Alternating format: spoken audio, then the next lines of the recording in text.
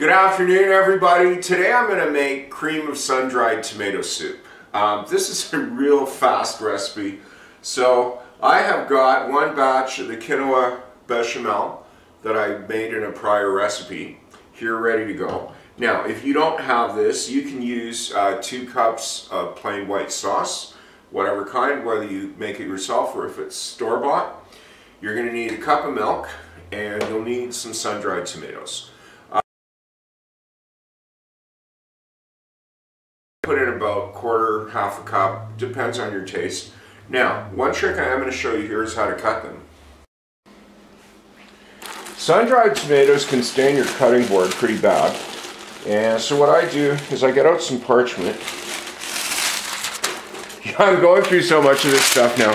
I'm ordering pre-cut sheets off the net, which is really nice actually. They're good for all kinds of stuff. So I'll fold one piece in 4.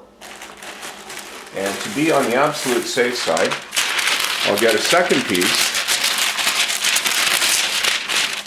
and fold that in 4 and put that on top of the first one. And this way, if I do it right, I shouldn't have to wash my cutting board at all. And as I said, this is a rough measure just to taste. You can put more or less. I do try to scoop them out and leave most of the oil in the jar so it doesn't make too much of a mess. So that's 1 scoop. Yeah, 2 good spoons should be enough.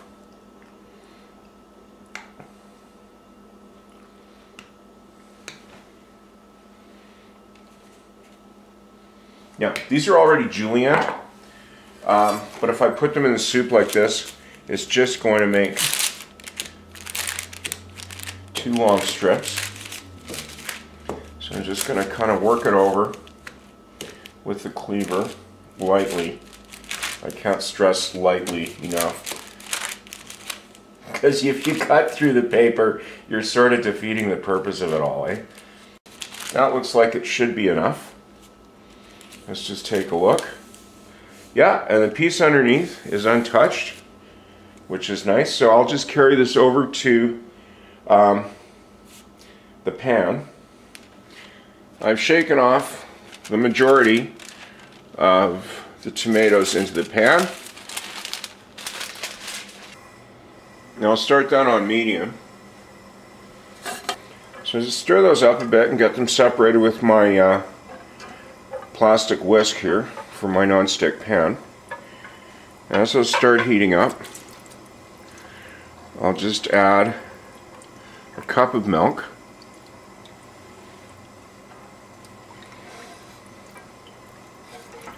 And let that cook a bit over medium. Now these tomatoes that I've got are nicely seasoned already, so I'm not really going to add anything else. If you want, you can season it to taste with either some more herbs or a bit of salt.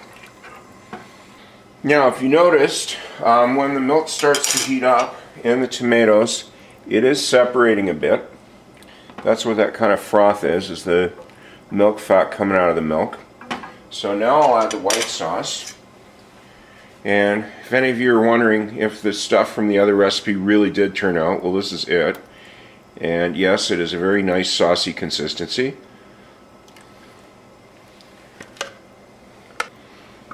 So I'll work that with a spatula and see if I can get that back together.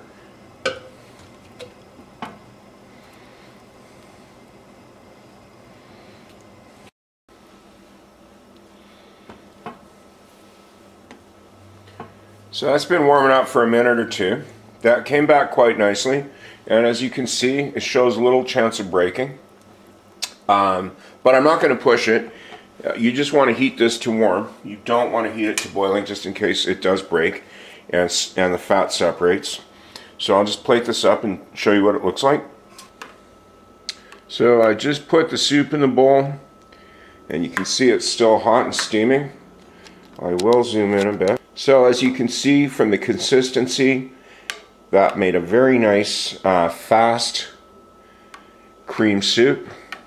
And you can make the bechamel in advance and just keep it in the fridge and heat it up right before supper to make this in a hurry. So thanks for watching, and I hope to see you again.